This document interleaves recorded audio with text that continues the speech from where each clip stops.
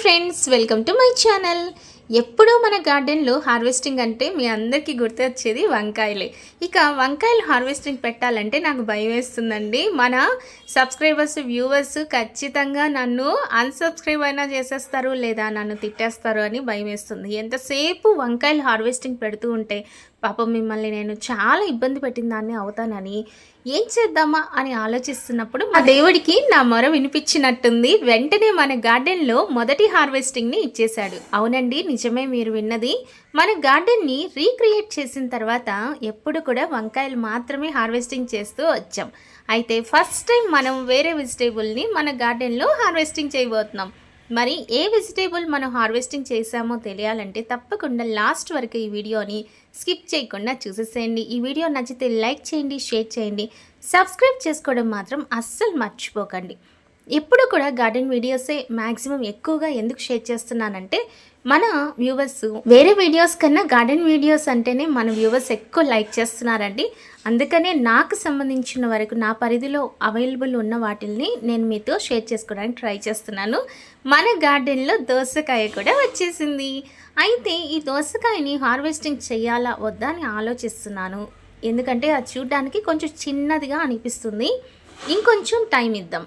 Next second harvesting చేస్తాం కదండి, అప్పుడు మనం ఈ దోసకాయని కోసేద్దాం. అంతేకాకుండా సెకండ్ హార్వెస్టింగ్ చేసేటప్పుడు మనం అసలు గార్డెన్లో ఇంకేమైనా కొత్తగా మనకి హార్వెస్టింగ్ రెడీ అయ్యాయా లేదా చూసుకొని వాటన్నిటిని కూడా హార్వెస్టింగ్ చేసేద్దాం. తప్పకుండా నేను అస్సలు మీకు వంకాయలు అయితే నెక్స్ట్ టైం రాబోయే గార్డెన్ వీడియోలో ఖచ్చితంగా ఈ వంకాయలు హార్వెస్టింగ్ మాత్రం కనబడకుండా చూసుకుంటానండి. ఈ ఒక్కసారికి అడ్జస్ట్ అయిపోండి. అందుకనే నేనే కట్ చేశాను అనుకోండి, ప్రతిసారి మీరు బోర్ ఫీల్ అవుతారని ఈసారి మా హస్బెండ్ దగ్గర కట్ చేయించాను. అంతేకాకుండా ఈ వీడియోలో మన గార్డెన్లో మనం చెట్లకు వేస్తూ ఉంటాం కదా, అప్పుడప్పుడు కిచెన్ వేస్టేజ్ వేస్తుంటాం కదా, దాని ద్వారా వచ్చినటువంటి కొన్ని చెట్లను కూడా చూపిస్తున్నాను. మన వీడియోస్ రెగ్యులర్గా ఫాలో అయ్యే వాళ్ళకైతే చాలా విషయాలు తెలిసే ఉంటాయండి. బట్ మన కొత్త వ్యూవర్స్, కొత్త సబ్స్క్రైబర్స్ కోసం కొన్నిటిని మళ్ళీ షేర్ చేస్తున్నాను. బట్ అప్పటికన్నా ఇప్పుడు ఈ చెట్లు ఎలా ఉన్నాయి, పెరిగాయా లేదా అవన్నీ కూడా ఈ వీడియోలో ఉంటుంది. మ్యాక్సిమం మీరు బోర్ ఫీల్ అవ్వకుండానే ఈ వీడియోని నేను ఎడిట్ చేశాను. మన గార్డెన్లో ఉన్నటువంటి పొమగ్రనేట్ చెట్టు చూడండి. ఈ చెట్టుకి చాలా కాయలు అయితే వచ్చేసాయి. బట్ ఒక్క కాయ కూడా హార్వెస్టింగ్కి రెడీ అవ్వలేదు. ఎందుకనో నాకు అర్థమే కావట్లేదు. అసలు దానిమ్మ మనకి పండుగ మన చేతికి అందడానికి ఎన్ని రోజులు పడుతుంది అనేది మీకు ఎవరికైనా తెలుసుంటే తప్పకుండా కామెంట్ సెక్షన్లో కామెంట్ చేసేయండి. మొదటిసారి ఈ చెట్టుకి 2 పండ్లు వచ్చాయని చూపించాను. ఆ 2 పండ్లు అయితే ఇంతవరకు అస్సలు పెద్దవే అవ్వట్లేదు అనమాట. అలాగే ఉన్నాయి. అవి పండుగ అయితే అసలు రావడం లేదు. మిగిలినవి కూడా అలాగే ఉన్నాయి. ఇవి నిజంగా అసలు పెద్ద అవుతాయా, ఈ చెట్లలో పండుతాయా, లేక వాటికి ఇంకేదన్నా మనము లిక్విడ్స్ కానివ్వండి, ఫుడ్ కానివ్వండి, అంటే ఆ చెట్ల కోసం ఇంకేమన్నా ఇవ్వాలా, అవేం కూడా నాకైతే తెలియదు. నేనైతే వీటికి నెట్ కూడా కట్టాను, తొండలు వచ్చి తినేస్తాయని. ఆ నెట్ కట్టడం వల్ల ఏమన్నా ఇవి గ్రో అవ్వట్లేదా అనేది కూడా నాకు అర్థం కావట్లేదు.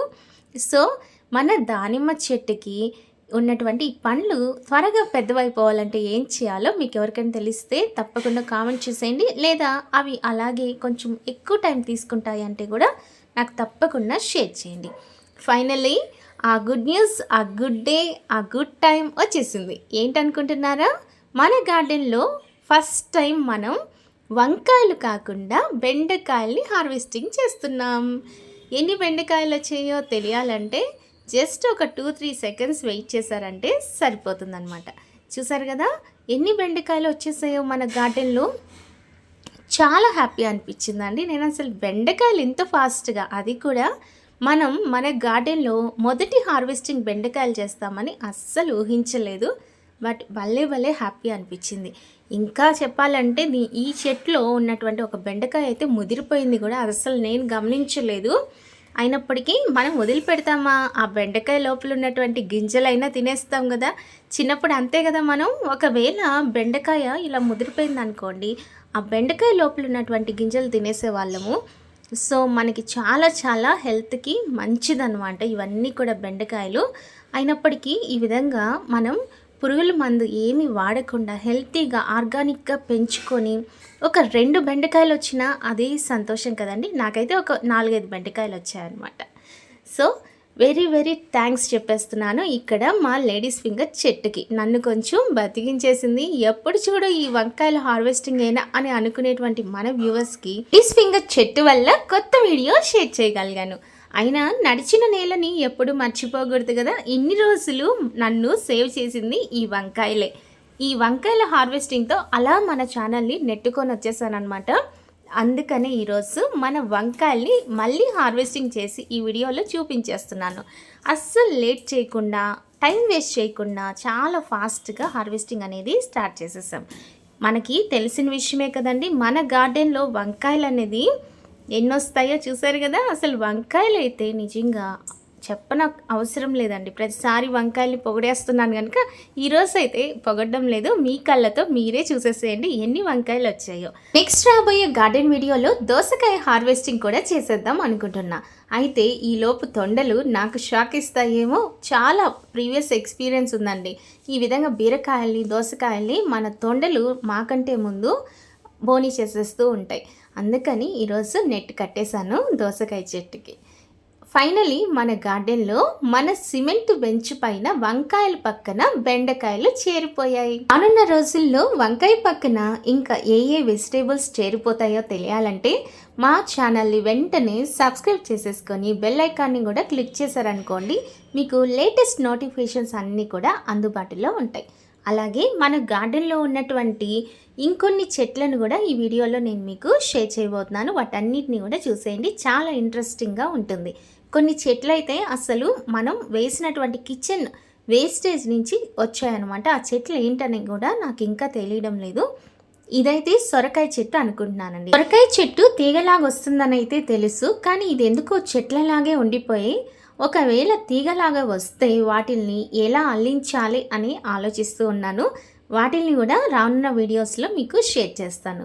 ఇవి వచ్చేసి మనం కిచెన్ వేస్టేజ్ వేసిన తర్వాత వచ్చినటువంటి కిచెన్ వేస్టేజ్లో వాటి ద్వారా ఆ సీడ్స్ ద్వారా వచ్చినటువంటి ప్లాంట్స్ అన్నమాట. పచ్చిమిర్చి, టమోటా, కొన్ని పచ్చిమిర్చి నేనే నాటాను, బట్ కొన్ని పచ్చిమిర్చి, టమోటా, అలాగే ఆకుకూర.